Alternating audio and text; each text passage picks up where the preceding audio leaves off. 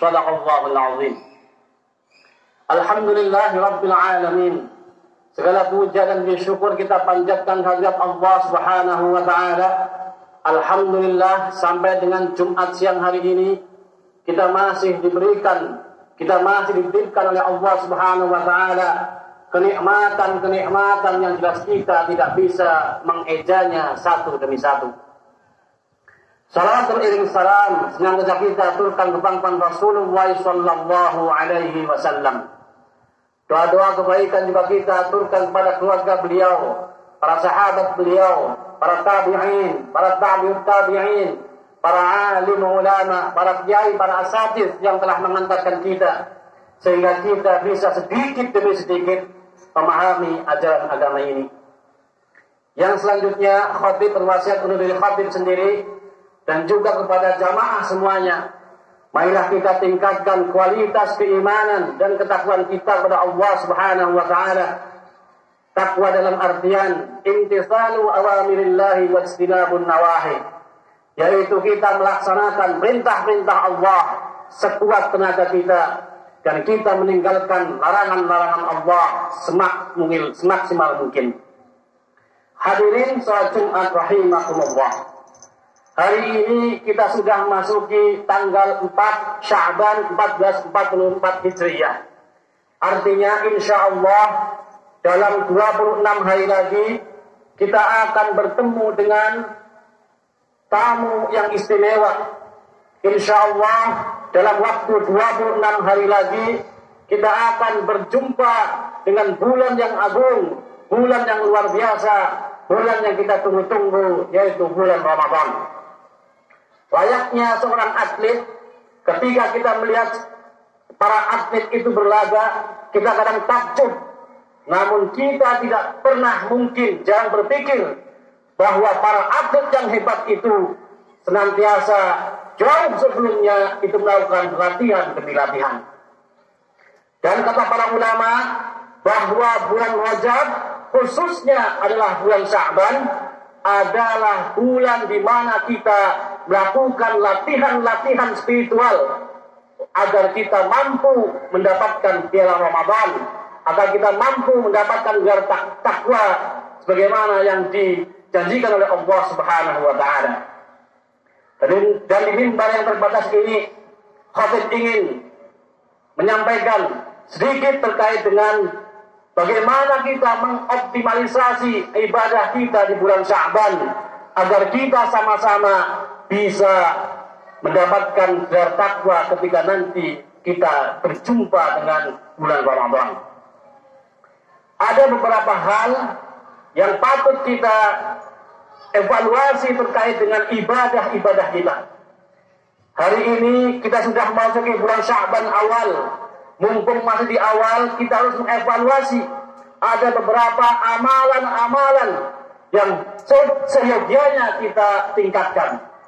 Yang pertama adalah kita sangat dianjurkan untuk berpuasa sunnah di bulan Sya'ban. Kita tahu bahwa Rasulullah sallallahu alaihi wasallam adalah manusia yang mulia yang hampir setiap bulannya itu berpuasa sunnah. Dan sebagaimana yang kita ketahui bersama bahwa di bulan Sya'ban Rasulullah jauh lebih banyak melaksanakan puasa sunnah di bulan Sya'ban. Sebagaimana yang dikatakan oleh Ibunda Aisyah radhiyallahu anha, istakmala siyamu syahri illa Ramadan wa ma ra'aituhu aktsara siyama minhu fi Sya'ban. Kata Ibunda Aisyah radhiyallahu anha bahwa saya tidak pernah melihat Rasulullah sallallahu alaihi wasallam menyempurnakan puasa dalam sebulan penuh kecuali pada bulan Ramadan. Dan saya, kata Aisyah, tidak pernah melihat beliau berpuasa sunnah yang paling banyak kecuali pada bulan Sya'ban. Artinya adalah bagi kita seandainya pada bulan Muharram sampai Rajab kemarin mungkin kita tidak pernah atau mungkin sangat jarang melaksanakan puasa sunnah, maka mulai detik ini kita berazam pada Allah kita berniat pada Allah agar kita dimampukan untuk bisa puasa sunnah di bulan Sya'ban ini. Kalau bisa 20 hari, alhamdulillah. Kalau bisa 15 hari, luar biasa. Kalau bisa 10 hari, 5 hari, dan lain sebagainya, itu adalah kebaikan. Dan setidaknya, meskipun ini sunnah, setidaknya kita berpuasa sunnah di bulan Sya'ban, setidaknya 1 kali.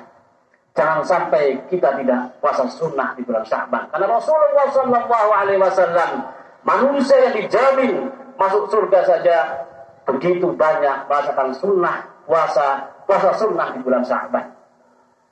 Yang kedua adalah amalan yang harus kita tingkatkan pada bulan Sya'ban adalah membaca Al-Quran. Jadi yang harus kita ketahui, ketika kita mulai mendawamkan, menyeringkan kita membaca Al-Quran di bulan Rajab, di bulan Sya'ban, maka insya Allah ketika kita berjumpa dengan bulan Ramadan, hal itu sudah menjadi kebiasaan. Seandainya di antara kita sudah sering melaksanakan membaca Al-Quran, 1 hari mungkin ada yang 1 lembar, ada yang 2 lembar, ada yang 5 lembar, ada yang 1 juz dan seterusnya. Mungkin di bulan Sya'ban ini kita tingkatkan. Yang biasanya 1 lembar jadi 3 lembar, yang biasanya 3 lembar jadi 5 lembar, yang biasanya 5 lembar jadi 7 lembar, dan seterusnya. Dengan harapan apa? Dengan harapan agar Ramadan tiba, kita sudah siap. Ada sebuah pelajaran yang luar biasa dari seorang ulama tabi'in bernama Amr bin Qais. Dia mengatakan, aku ketika sudah masuk bulan Sya'ban, aku menutup toko-tokoku untuk fokus membaca Al-Quran. Allahu Akbar. Kita hari ini di Indonesia berkhusus, dari bulan Muharram sampai Zulhijjah, dari bulan Januari sampai Desember akhir, kita hari-hari bekerja. Yang karyawan tetap sebagai karyawan, yang buruh tetap sebagai buruh, yang pebisnis tetap sebagai pebisnis, yang nelayan, yang gojek tetap sebagai profesinya masing-masing. Setidaknya, jika kita tidak bisa meniru Amr bin Qais, setidaknya kita bisa meningkatkan bagaimana hari demi hari kita membaca Al-Quran. Jadi jangan sampai kita 1 hari lewat tanpa membaca Al-Quran. Kenapa Al-Quran begitu penting? Dalam sebuah hadis Rasulullah mengatakan, man qara'a harfan min kitabillah falahu bihi hasanah wal hasanatu bi asri amsalha la aqulu alif lam mim harfun walakin alif harfun lam harfun wa mim harfun. Jadi kata Rasulullah SAW, barang siapa yang membaca 1 huruf dalam Al-Quran, maka mereka akan mendapatkan 1 kebaikan. Dan 1 kebaikan akan dikalikan menjadi 10 kebaikan. Kata Rasulullah, la aqulu alif lam mim harfun. Aku tidak mengatakan alif lam mim adalah 1 huruf. Namun alif 1 huruf, lam 1 huruf, mim 1 huruf. Jadi ketika kita baca alif lam mim sudah ada 30 kebaikan. Bayangkan, saya hakul yakin dan kita harus yakin ketika di rumah-rumah kita, bapaknya, anaknya, ibunya, saudaranya, orang-orang yang tinggal di rumah itu adalah orang-orang yang rajin membaca Al-Quran, insya Allah rumah tersebut akan dinaungi keberkahan oleh Allah Subhanahu wa Ta'ala. Saya yakin dan kita harus yakin karena ini adalah yang disampaikan oleh Rasulullah SAW. Jadi yang kedua adalah membaca Al-Quran. Kemudian yang ketiga, bagaimana kita mengerjakan amalan-amalan sunnah yang lain. Jadi ketika kita sudah mulai masuk bulan Sya'ban, kita harus membiasakan mengerjakan amalan-amalan sunnah yang lain. Dengan harapan apa? Ketika kita Ramadan, kita sudah siap. Mohon maaf, banyak sekali orang-orang bertumbangan di akhir-akhir Ramadan, atau kadang di tanggal 2 Ramadan sudah tumbang. Dikarenakan mereka atau banyak di antara kita yang persiapannya persis pada tanggal 1 Ramadan. Untuk itu persiapan yang ketiga adalah kita mendawamkan, membiasakan untuk melakukan amalan-amalan sunnah yang lainnya. Tapi baca Quran mungkin bisa salah satunya adalah berzikir. Setiap sholat jangan langsung Allahumma lantas jalan, tapi Allahumma antas salam. Ada berzikir, ada berzikir. Ada sebuah kisah yang luar biasa yang dilakukan di kitab Riyadhus Shalihin. Bagaimana pada saat itu orang-orang ahli suffah, orang-orang miskin yang tinggal di sekitar Masjid Nabawi itu komplain kepada Rasulullah, "Ya Rasulullah, saya iri dengan orang-orang kaya." Kemudian, "Kenapa kamu iri?" "Bagaimana kami tidak iri ya Rasulullah? Ketika saya sholat, orang kaya juga sholat.